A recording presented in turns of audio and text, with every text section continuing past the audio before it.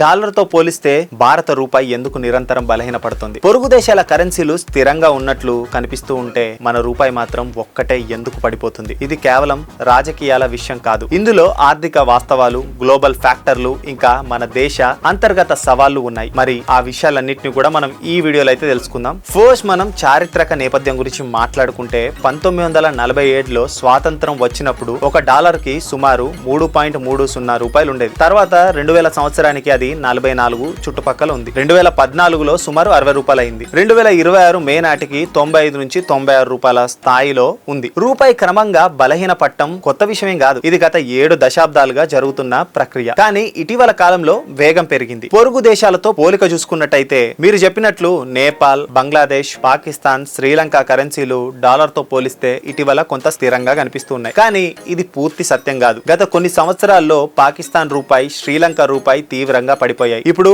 కొంత స్థిరపడ్డాయి. భారత రూపాయి పోలికలో మన ఆర్థిక వ్యవస్థ పరిమాణం, ఎగుమతులు, ఫారెన్ రిజర్వులు చాలా పెద్దవి. కాబట్టి ప్రభావం వేరుగా కనిపిస్తుంది. ప్రధాన తేడా మన దేశం ప్రపంచ ఆర్థిక వ్యవస్థలో లోతుగా ఇమిడిపోయి ఉంది. ఆ లోతు బలాలను కూడా ఇస్తుంది, సవాళ్లను కూడా ఇస్తుంది. రూపాయి పడిపోవడానికి ప్రధాన కారణాలు చూసుకున్నట్టయితే ఇది కేవలం అవినీతి లేదా ఒక ప్రభుత్వం వల్ల మాత్రమే కాదు. ఇవి ముఖ్యమైన కారణాలు ఒకసారి చూడండి. ఫస్ట్ పాయింట్ వచ్చేసి బలమైన అమెరికన్ డాలర్. అమెరికన్ వడ్డీ రేట్లు ఎక్కువగా ఉండటం, గ్లోబల్ అనిశ్చితి వల్ల డాలర్ సేఫ్ హెవెన్ గా మారింది. ప్రపంచవ్యాప్తంగా అనేక ఎమర్జింగ్ మార్కెట్ కరెన్సీలు బలహీనపడ్డాయి. ఇక సెకండ్ పాయింట్ వచ్చేసి క్రూడ్ ఆయిల్ ధరలు ఇంకా దిగుమతుల బిల్లులు. భారత్ తన క్రూడ్ అవసరాలలో 85% దిగుమతులు చేసుకుంటుంది. పశ్చిమాసియాలో యుద్ధం, గొడవల వల్ల ఆయిల్ ధరలు పెరిగితే భారత్ ఎక్కువ డాలర్లు ఖర్చు చేసి ఆయిల్ దిగుమతి చేసుకోవాల్సి వచ్చి డాలర్ డిమాండ్ పెరిగి రూపాయి పడిపోతుంది. ఇక థర్డ్ పాయింట్ వచ్చేసి ట్రేడ్ డెఫిసిట్. మన దిగుమతులు ఎగుమతుల కంటే ఎక్కువ. ఇక ఫోర్త్ పాయింట్ వచ్చేసి ఫారెన్ ఇన్వెస్టర్లు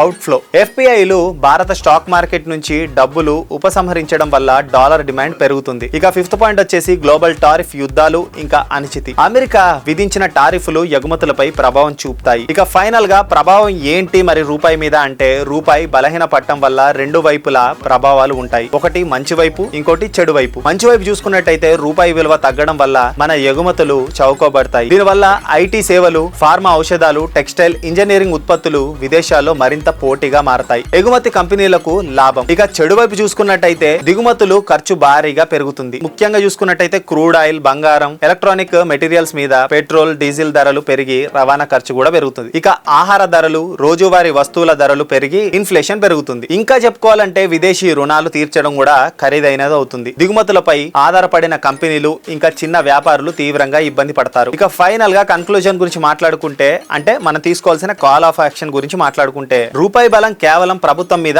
ఆధారపడి ఉండదు. ఇది మన ఆర్థిక నిర్మాణం, ఉత్పాదకత, ఎగుమతులు, ఆకర్షణీయ ఇన్వెస్ట్మెంట్ వాతావరణంపై ఆధారపడి ఉంటుంది. మరి మనం ఏం చెయ్యాలి అనే విషయానికి వస్తే, ఎగుమతులను పెంచడం, మేక్ ఇన్ ఇండియా, పిఎల్ఐ స్కీములు వాడుకోవడం, ఆయిల్ ఆధారం తగ్గించడం, ఇక ఫారెన్ రిజర్వర్లను బలోపేతం చేయడం, ఉత్పాదకత ఇంకా నైపుణ్యాలు పెంచడం, ఇవి మనం చేయాల్సినవి. అండ్ మోర్ ఓవర్ ప్రభుత్వాలు మారవచ్చు, కానీ దీర్ఘకాలిక ఆర్థిక సంస్కరణలు మాత్రమే రూపాయిని దీర్ఘకాలికంగా బలోపేతం చేస్తాయి.